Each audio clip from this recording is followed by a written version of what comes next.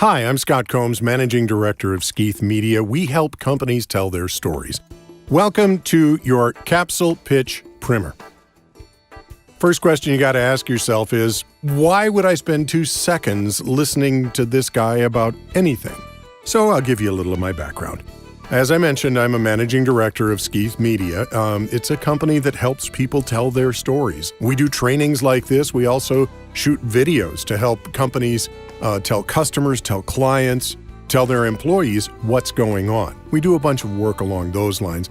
I spent 20 years in radio and television broadcasting, mostly on the talent side. Although I've done some management and other things, a lot of the work I've done is as a creative director. I'm a voiceover talent, and I have been since 1977. I work locally, nationally, and internationally. I also came up with the idea for the world's first internet-only radio network called Net Radio. Within 3 years, we grew it to about 250 million listens per month. Nobody else has done that with a purely online radio presence. Actually, we got to work with Mark Cuban a little bit to get us started. I've worked on a hit TV series, Monster Quest, not just a hit here on cable television, but also internationally.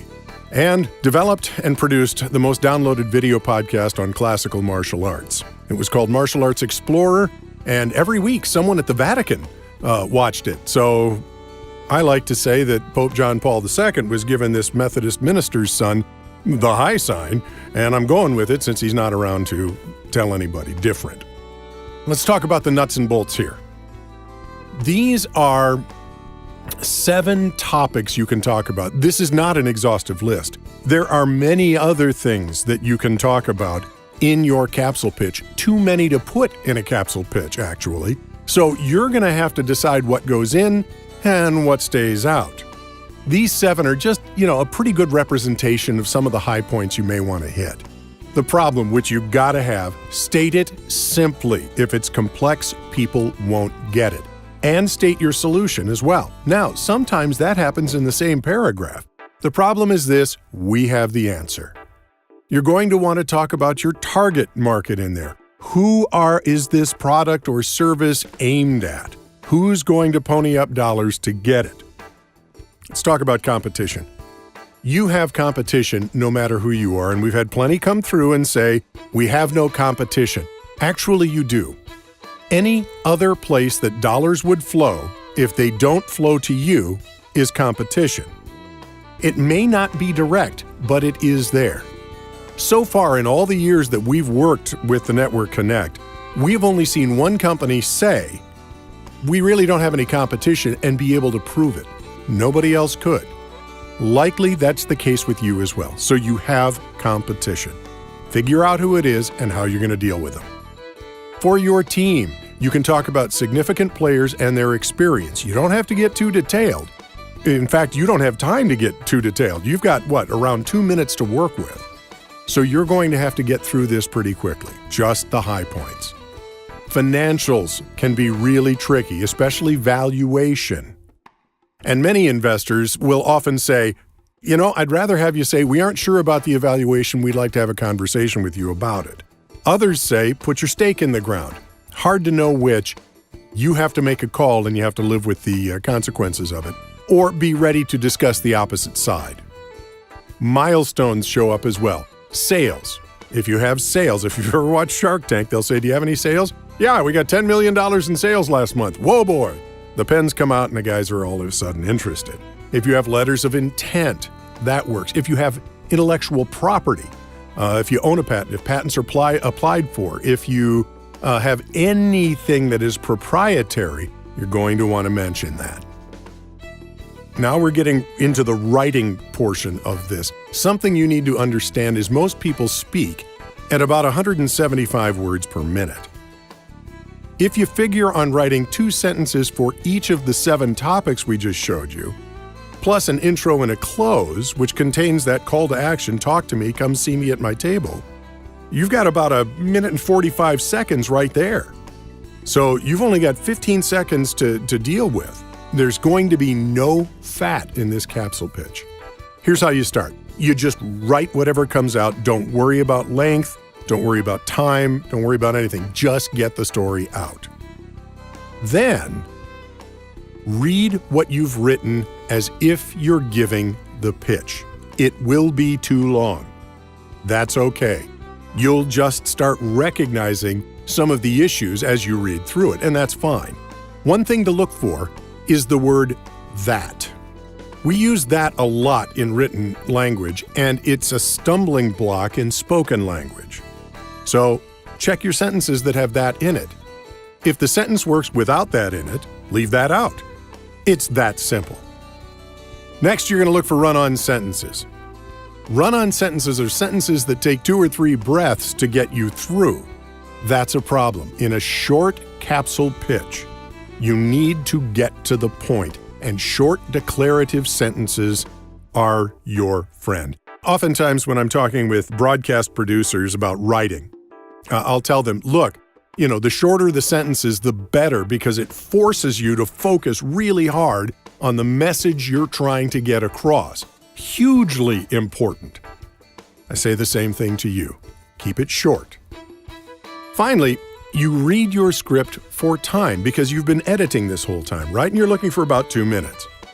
If you find yourself rushing to get everything in, you need to edit more.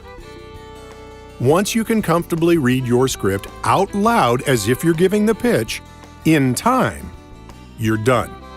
But not until that time. And this is going to take some work. You've got to be brutal. Absolutely brutal. There's a clever thing you'll say, but it doesn't propel the story forward in the right amount of time. That's got to go. If any of you ever had to read Walden Pond by Henry David Thoreau, it's a book extolling the virtues of the simple life. What we read today, the American classic, is the 6th rewrite. There is gold in editing. Make sure you use it. Now, let's take a look at 3 examples of previous pitches. Take note of the things they leave in and the things they leave out. Welcome. I'm Dr. Peter Jensen, President and CEO of ABS Corporation, a Minnesota orthopedic device company. Arthritis specialists and bioengineers at ABS have developed 2 patented and FDA-cleared implants for the treatment of severe osteoarthritis of the knee. ABS is seeking to raise $600,000 through an offering of its preferred A stock at 15 cents per share. This represents approximately 10% of the company on a fully diluted basis. Our founder, board members, and executives own approximately 45% of the company's stock. ABS is Minnesota Angel Tax Credit certified. Osteoarthritis of the knee affects 5.4 million Americans and is a leading cause of disability in middle-aged and older adults, a rapidly growing demographic. The ABS OrthoGlide implant fills a significant need, a gap that presently exists between failed medical treatment and invasive surgery. The OrthoGlide is unique in the market. It involves no bone cutting and is held in place without cement by virtue of its patented design. For many suffering from osteoarthritis, we are the alternative to this, a total knee replacement at half the price. We're presently providing OrthoGlide implants at Tria Orthopedics in Edina, Minnesota, and White Rock Orthopedics in Vancouver, Canada. Our current stock offering will be used to fund 100 patient studies, surgeon training, marketing, and limited commercialization, increasing our acquisition value. ABS has a lean management team and proven partners in manufacturing and packaging. Our exit goal is acquisition by a major orthopedic device company within 3 years at a valuation providing a 10 multiple for our investors. ABS has done the research and development. We have patents and FDA clearance. The U.S. and international market for our device is extremely large. ABS is an excellent value to you as an investor and to a major orthopedic device company with a large, experienced sales force. Thank you for your time. I invite you to contact me to learn more about ABS and OrthoGlide.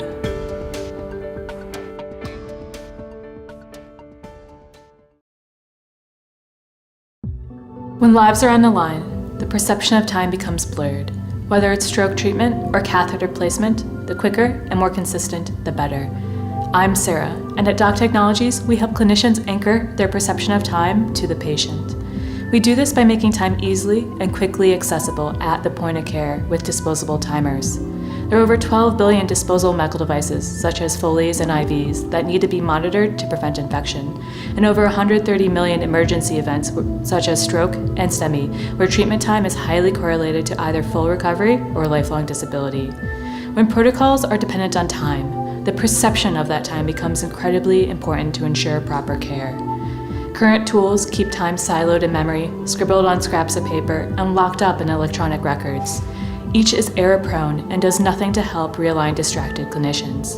As a biomedical engineer, I've seen nurses struggle to juggle what needs to be done with time, which led our team to develop a single-use digital display that provides accurate information at a glance. Our timers take the form of wristbands and stickers that are attached to the patient, unlocking a piece of process information that is surprisingly hard to find. Now, when any clinician comes in contact with the patient, they have an important metric for making decisions. So far, timers have reduced average stroke treatments by at least 13 minutes, leading to significantly better outcomes, lower costs, and less patient days. Our major milestones include an FDA listing, 4 allowed patents, and upcoming paid product trials in stroke, neurosurgery, and sepsis cases. We have additionally secured a letter of intent representing a $9.3 million annual contract. Our team has built, grown, and sold companies in the medical and informatics worlds, making us uniquely positioned to launch this product. We've raised $1.1 million to get here and are now looking for $2 million for a beta launch.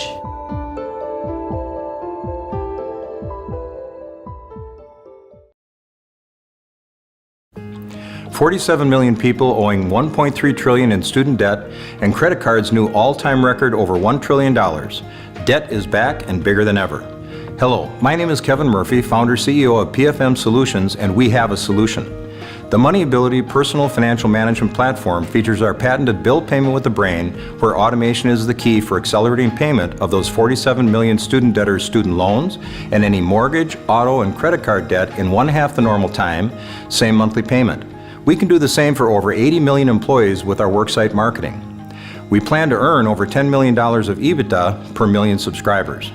We are raising $550,000 with 2-year 8% convertible notes, representing 10.12% of the company.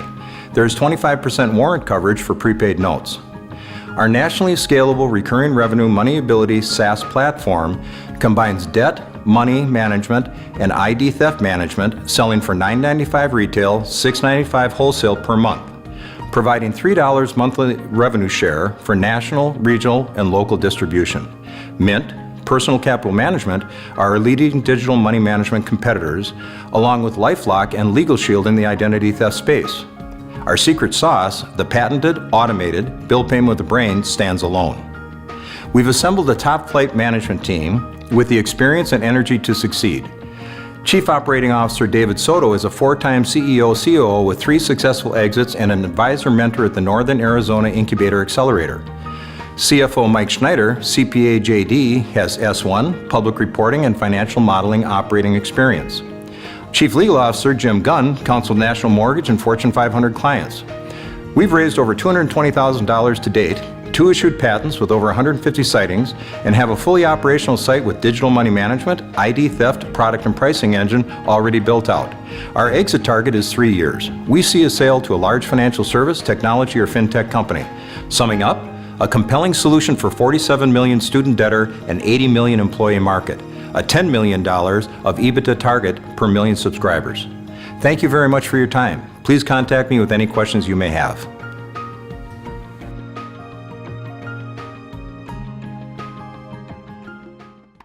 Couple of housekeeping items. There will be a teleprompter at the video shoot, but not at the live pitch. So, for your video shoot, if you'd like to practice working with the teleprompter, what you do is you open up a text editing thing, whatever you're using on a Mac or a PC. So open up your text editor and then blow up the font till you're only seeing about 3 words across the screen on average, right? Then scroll as you read it. That's exactly how a teleprompter works. So that's a great way to practice reading a teleprompter. Then when you come in, it'll be pretty easy for you to do. Let's talk for a minute about the fact that there will be no teleprompter at the live pitch. Actually had a business opportunity come up walk to the podium, look at me and say, "Hey, am I missing something? There's no teleprompter." I said, "We told you this.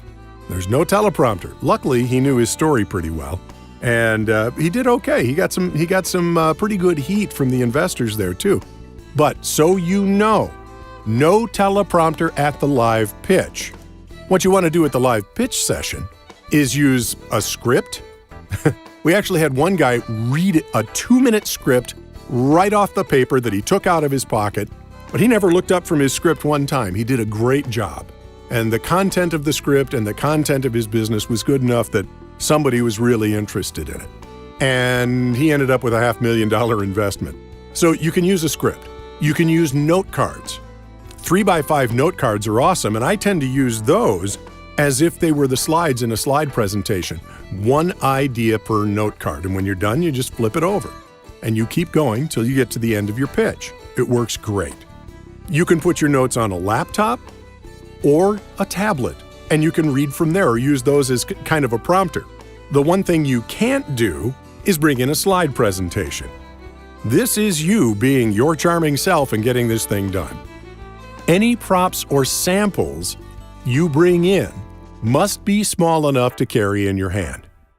If your examples are too big, you simply ask people to see you at your table and then give them your table number. So make sure you keep that in mind as well.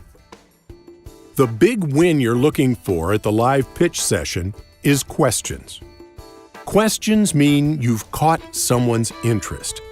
Take note of the people who asked the questions. Make sure to follow up with them at the general networking session and maybe even get their business card. If no one asks a question and you have the time, you can pose your own most frequently asked question and then answer it. It often primes the audience and more questions follow.